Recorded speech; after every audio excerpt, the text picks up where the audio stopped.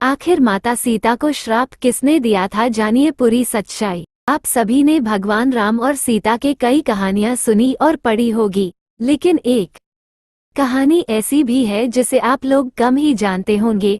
तो आज माता सीता के बारे में एक रोचक कथा जानते हैं। एक समय की बात है जब माता सीता अपने उपवन में घूमने गई थी। वो देर तक फूलों को देखती रही, फिर आकाश को निहारा। तभी देखा कि तोते का एक खूबसूरत जोड़ा एक पेड़ पर आकर बैठ गया। तोता और तोती ने पेड़ पर बैठते ही बातें करना शुरू कर दी। तोती बोली, क्या आपको पता है स्वामी की अयोध्या में श्री राम जी का जन्म हो चुका है। यही वो श्री राम जी है जिनका विवाह सीता माता से संपन्न होगा। तोता ने उत्तर दिया, हाँ पता है कि रामचंद्र जी का जन्म सीता माता से होगा। यही रामचंद्र इस धरती पर 11,000 वर्ष तक राज भी करेंगे।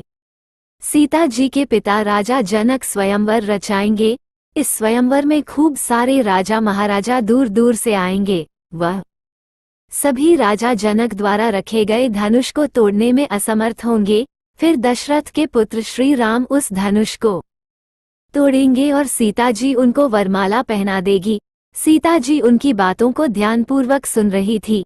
सीता जी को बहुत उत्सुकता हुई अपने भविष्य को जानने की। वो उन दोनों के पास गई। जब उन दोनों ने सीता माता को आते हुए देखा तो वो दोनों डर गए। वो डर के मारे उड़ने को तैयार ही थे कि तभी अचानक सीता जी ने उन दोनों को रोक लिया। सीता जी ने उन दोनों से कहा कि दोनों को डरने की बिल्कुल भी जरूरत नहीं है। सीता जी ने उन दोनों को आश्वासन दिया कि वही जनक पुत्री सीता है। उनकी यह बात सुनकर तोता तोती को चैन आया। सीता माता ने उनसे पूछा कि वो दोनों कौन से राजकुमार की बात कर रहे हैं। तब तोता और तोती ने बताया कि वो अयोध्या के राजकुमार और दशरथ पुत्र श्री रामचंद्र की बात कर रहे हैं। माता सीता ने पूछा कि जिस धनुष की तुम बात कर रहे थे, क्या उसे कोई नहीं तोड़ पाएगा?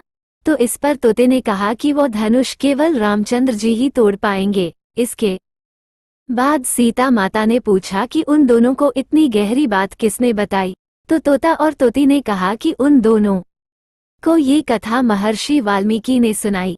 ये सारी बातें सुनकर सीता जी अपने आगे के भविष्य को जानने उत्सुक हो गई।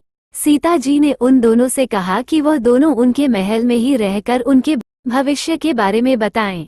तो इस बात पर तोते ने कहा कि क्योंकि उसकी पत्नी गर्भवती है इसलिए वो अभी तो महल नहीं चल सकते हैं, लेकिन बच्चे के जन्म के पश्चात वो दोनों सीता जी के महल जरूर आएंगे। लेकिन सीता माता उनकी बात को मानी नहीं और वो उन दोनों को महल में रुकने के लिए बाध्य करने लगी। जब वो दोनों सीता जी की बात नहीं माने तो सीता माता ने उस तोती को कसकर पकड़ लिया। तोती ने कहा कि कृपा करके सीता जी उसे छोड़ दे। तोते ने भी बहुत गुहार लगाई पर सीता जी नहीं मानी। वो तोती को अपने राजमहल ले जाने के लिए उड़ गई। तभी तोती ने कहा कि वह आखिरी बार कहती है कि उसे सीता जी छोड़ दे वरना वो उन्हें श्राप दे देगी। इस बात पर सीता जी ने कहा कि राजकुमारी को कभी श्राप नहीं लगता है। अंत में तोती ने श्राप दे ही दिया।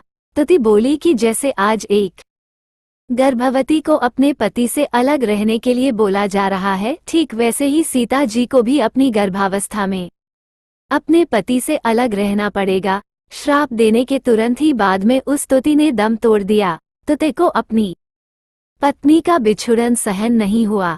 तोते ने भी सीता जी को श्राप दे दिया कि आने वाले समय में वह तोता ही एक इंसान के रूप में जन्म लेगा और वही श्री राम को सीता जी को महल से निष्कासित करने के लिए बाध्य करेगा। सीता जी ने हाथ जोड़कर विनती की कि वो अपना श्राप वापस ले ले, लेकिन तोते ने एक भी नहीं सुनी और वह वहां से उड़ गया। ये तोता वही धोबी था जिसकी वजह से माता सीता को महल छोड़कर जाना पड़ा था।